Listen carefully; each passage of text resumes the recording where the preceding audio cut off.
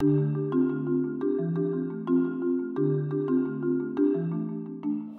today we're going to show you how to make the perfect button. So let's go.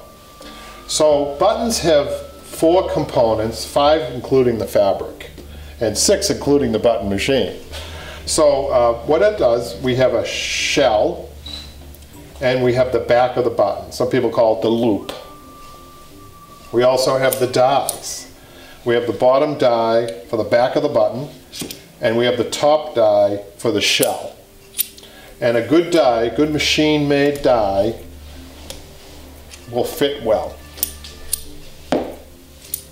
So let's show you how to do it. There's a third die that comes with these buttons. It's called a cutting die that I do not use. And here's probably the biggest tip that I can give viewers. Is do not use the die. If you do get one of these button machines, do not use the cutting die. Because in my opinion, the cutting die cuts the fabric too small, and it's hard to make a good button. So what we're going to do instead is we're going to, and people can make a cardboard pattern too if they want, but what I do is I take the fabric and I cut, be careful when you do this, you don't want to cut your fingers, but I cut all around the outside of the die, okay? What this does is assures that you make a good button. Okay, now so the next step is to take the top, the button fabric, and make sure the good side is down. Okay, the good side is down. Okay, then what you do is you take your shell, put your shell in here, make sure that you don't touch this part. Okay, this is the hammer part, which comes down, that's shown later. But you have to put this in without touching that, so what you do is evenly as you can, push it down.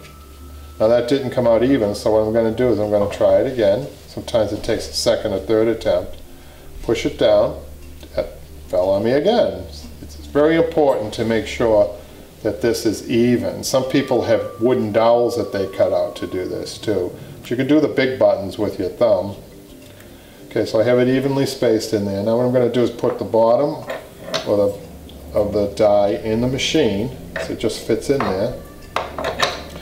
And now I'm going to take the back of the button and I'm going to put the back of the button inside there with the loop down. And I'm ready to go. Now the trick here is to make sure that you don't touch the hammer when you put this button in. Make sure it doesn't fall on you. The top die, I mean.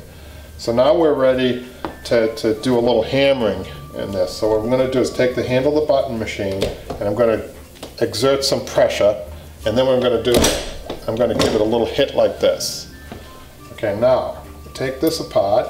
Let's see how our button was made. A perfect button. So what you want to do to test the button is to hold the loop part and give it a pull. Some people will run a string through here and hold the string and really give it a good pull. You want to make sure every button is tested and every button does not come apart with that force, so that when you put it in the chair or the sofa that you're doing, usually it's a tufted piece, a very expensive sofa for a client, so you're not going to have a button that pops off.